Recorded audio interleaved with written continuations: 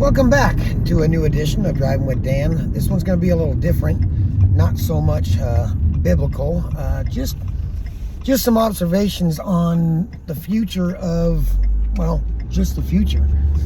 I have kids, 4 of them, 2 boys, 2 girls. Youngest is turning 17 soon. Overall a good kid, but, a kid. And I have some older ones, up to 30. The problem I see with the future of America, the future of the world, is, well, our future, our children. I'm not going to say so much that it's a child issue. It's definitely a parenting issue, because parents don't parent anymore.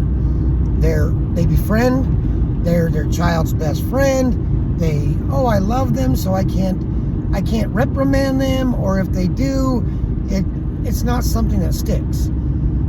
My kids have friends. We see the things that happen, the trouble kids get into. I was a kid once. We all were.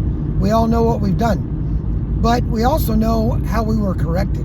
And we know the mistakes we made, which, I know people have to make mistakes in life to figure things out. But one, they have to be allowed to make mistakes. If a parent is constantly covering for or stepping in for their child and protecting them, that kid is never going to learn to make some of the hard mistakes that they need to make in life so they can truly understand what's taking place. I told my son the other night, the future of America is screwed because about 90% of kids today, younger adults, cannot even start a fire. A simple fire. If you cannot start a fire in under, let's say, 10 minutes, you're in a big world of hurt. If you can't start a fire, you can't stay warm, and you cannot cook food. If you can't do either one of those, you cannot survive.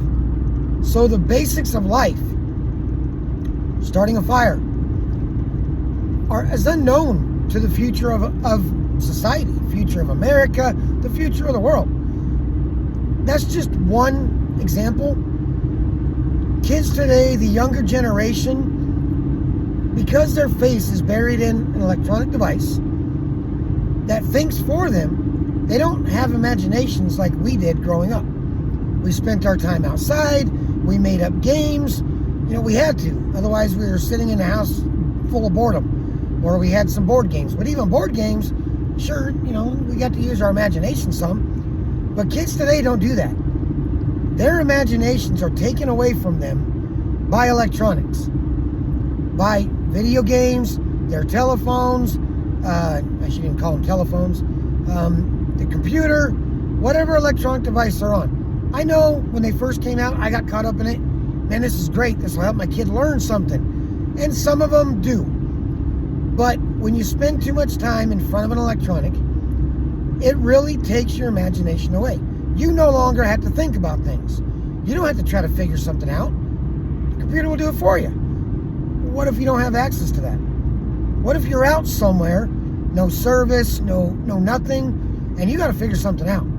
You got to work on something. You got to build something. You got to do something, and you have no guidance. And you've spent your life with your face in a phone. How are you going to work it out? You're just going to give up, give in, and die?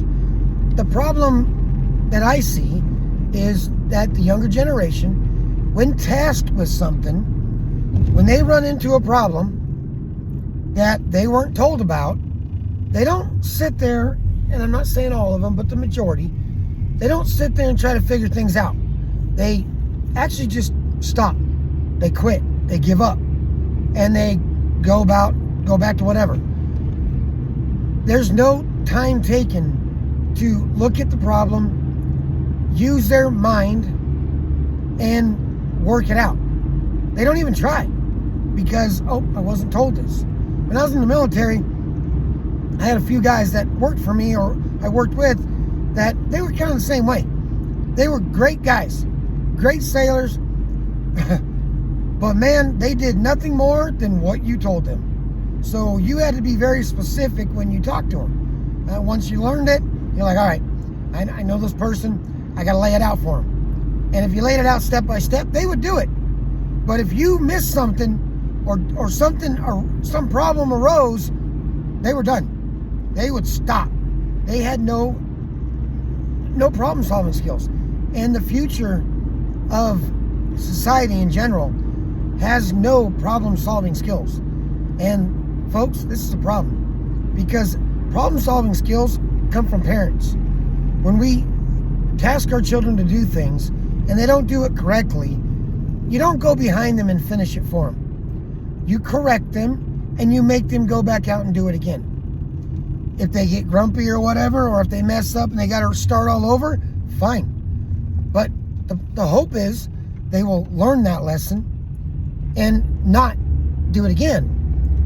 So, fixing the problem. And you do this in many situations, and they start learning to correct themselves. But if we don't do that, and we just don't have our kids because we know they're not going to do it right, so we stop asking them to do things, and we just do it for them, they're never going to learn anything. They're not going to be good employees. They're not going to be good just people on their own. And I'm not going so much into the work world, but just for their own benefits. So could you imagine their homes falling apart because they don't know how to fix things? They don't know how to take the time to problem solve? No, nowadays, I'll just call someone. I'll call someone to fix it. That's great if you got a lot of money. But if you're stretched and strained like most of us are, knowing how to do things saves a lot of money. Does it take time? Yes. But at least you know when you fix it, it's fixed right. And it's done. You're not worried about paying somebody a lot of money who may or may not fix the issue, because we all know that happens. We need to teach our children. We need to teach our children the lessons in life that they need, that they require to be good people in life, to be productive, to be self-sustaining. And parents today, in this day and age, they're not doing that. They're more worried about being their child's friend than they are being their parent. You're going to hurt your kids' feelings, people. You're going to. It's part of life. Look back on your childhood. How many times did your folks piss you off? I know, we all say it. I don't want to be like my folks. Well, you know what? I actually do. Because my folks did a pretty damn good job of making sure us kids knew what to do and how to do it. And if we didn't learn the first time, well, we were made to go back out and do it until we got it right. And then when we got it right, we knew exactly what to do. It's learning. It's not being abusive. It's not hurting anybody. Oh, does your kid get upset because they got to put their phone down, leave their room and go outside, maybe get some sunshine or some fresh air, or even be out in the cold? So what? It's called life. Life isn't lived indoors. Start being a parent. Stop being a best friend to your kids. You can be friends later on in life when your child has grown, has some experience behind them, and knows how to take care of themselves, and more importantly, someone else if they ever plan to have children. If parents don't start getting back to parenting, we will have no future. Not that I really believe too much in a big future because of the times that we're in. But for the short time, we need to get back to being true parents. If you gotta hurt your child, their feelings, in a way that fixes them, it's okay, as long as you don't take it overboard. Abuse is not right, but correction is needed. Learn how to correct properly, to teach and instruct your children, someone else's child, because if they're at your house, they are now your responsibility, folks. They're not, they're someone else's kid. Nope, they're at your home. They should abide by your rules of your house. I don't care what they do at their house. When they're at your home, they follow your rules. More people need to apply this so when kids go elsewhere, they know how to act properly. Because we all know, kids today, they don't know how to act properly. There are some, and when you look at it, look at those good kids, you realize they got good parents. So you put two and two together, It always comes up to 4. Love y'all. God bless.